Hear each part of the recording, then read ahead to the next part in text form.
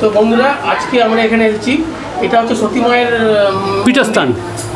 হ্যাঁ, তো এই সতীমার পুরী মানে আজ থেকে 200 বছরের পুরনো।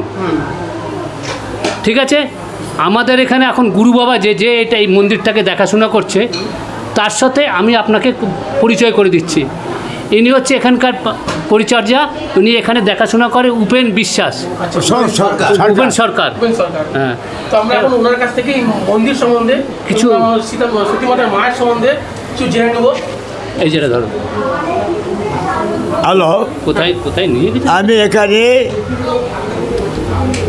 কোথায় নিয়ে গেছে দেখো। ছোটোবেলার থেকে আছি, 18 বছর যখন বয়স আমার থেকে আসা করছে। এখানে আমি দীক্ষিত। আমার এই সতীমার বংশধর কালীকৃষ্ণ দেবমন্ত আমার গুরুদেব, তিনি এখানে 3টে শরিক আছে মায়ের, সতীমার 3টে শরিক, 3টে ট্রাস্ট বোর্ড আছে। তাই একটা হচ্ছে 2টো শরিকেতে বংশধর মায়ের সতীমার বংশধর আছেন, এইটা বংশধর নেই, এটা ট্রাস্ট বোর্ড চলছে। আমার আগে এখানে ট্রাস্ট বোর্ড ছিল হরেন সরকার, ছিল সভাপতি, আমি ছিলাম সরকার, আমি ছিলাম সহসভাপতি। উনি দেহ রেখেছে, তার পরিবর্তে এখন সভাপতি আছি আমি।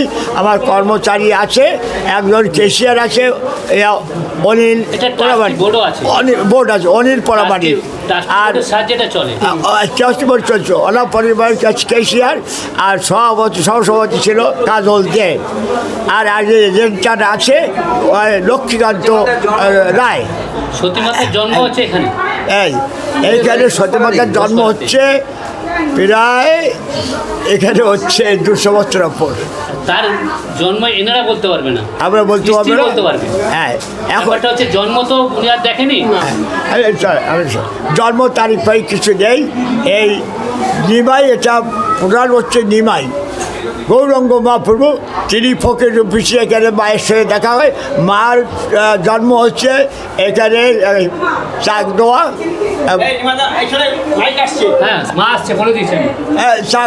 চাকদোয়ার কাছে জগদীশপুর, গোবিন্দ ঘোষের মেয়ে।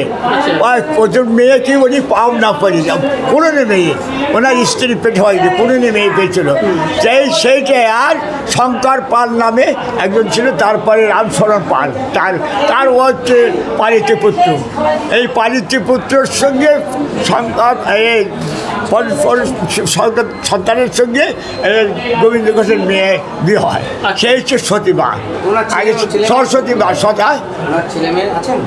ও ছেলে মেয়ে না ছিল না, একটা অন্নপূর্ণ একটা মেয়ে ছিল মাত্র।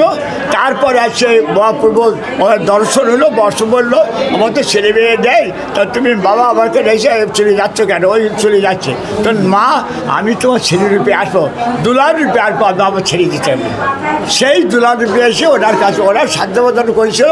এই ডালিমতলা তো ডালিমতলা ছিল না, এইখানে উনি যখন এসে একটা সাজে কাটা রুগী যখন ভালো করলো, তখনই বললো, কুষ্ঠবতী ছিল এই তো ঘোষ, পরে সদানন্দ ঘোষ, তার কুষ্ঠবতী। সবাই ধরলো যে মা তোমার ঠাকুরকে যদি বলো আমার কুষ্ঠবতী ঘোষের ভালো হবে। তখন বললো যে তুমি 1 কলসি জল নিয়ে এসো, গঙ্গার জল, আর একে রাতে কিনে আর একে দিয়েছো। তা বলে ওখানে সেই ফকির ঠাকুরকে রামশরণ পাল চান করে দিল, ও জলে ওই কাদা লেগে দিয়ে ভালো হয়ে গেল। তখন বললো দেখো জলটা ওই ডোবাতে ফেলে দিয়ে জলটা দিয়ে চাক করছে, ওই ডোবা ছিল, সেই ডোবা বললে এখানে এই জলে ভেন্টি ভালো হবে। আর ডালিমটা এখানে গাছ বেরোবে, ডালিম গাছ, সেই ডালিম গাছে এই পর্যন্ত আসছে। সেইটা কত আমি হাজার আছে, বহির মধ্যে আছে, সেটা আমি এখন ঠিক বলতে পারছি না। 200 বছর ওপর, প্রায় 300 বছর হচ্ছে না, হ্যাঁ 300 বছর হচ্ছে। হ্যাঁ, এই গাছের একই কি এটা কর্তব্যতা কি? উনি মহাপ্রভু বললেন জাতিভেদ আমাদের মধ্যে নেই, আমরা একটা মায়ের সন্তান, সেখানে সব জাতির জন্ম আছে।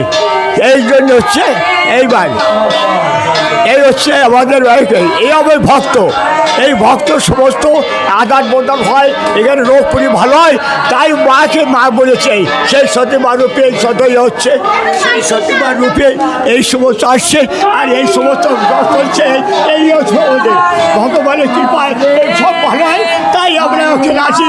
এই মানুষ আছে, এরা সমস্ত এই রোগী ভালো হয় মায়ের নামে কাছে বলি ভালো হয়ে যায়। একবারে এক ধারে যদি মাকে ডাকে সব ভালো হয়ে যায়, সব ভালো হয়।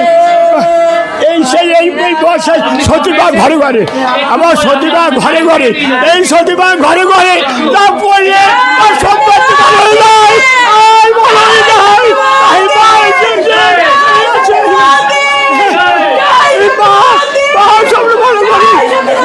ভালো করে তাই মা কষ্ট আছে। আর এই জয় কর্তমা, জয় সতীমা, জয় গুরু সত্য, জয় গুরু সত্য, জয় গুরু সত্য, মানুষ সত্য, সৌন্দর্য।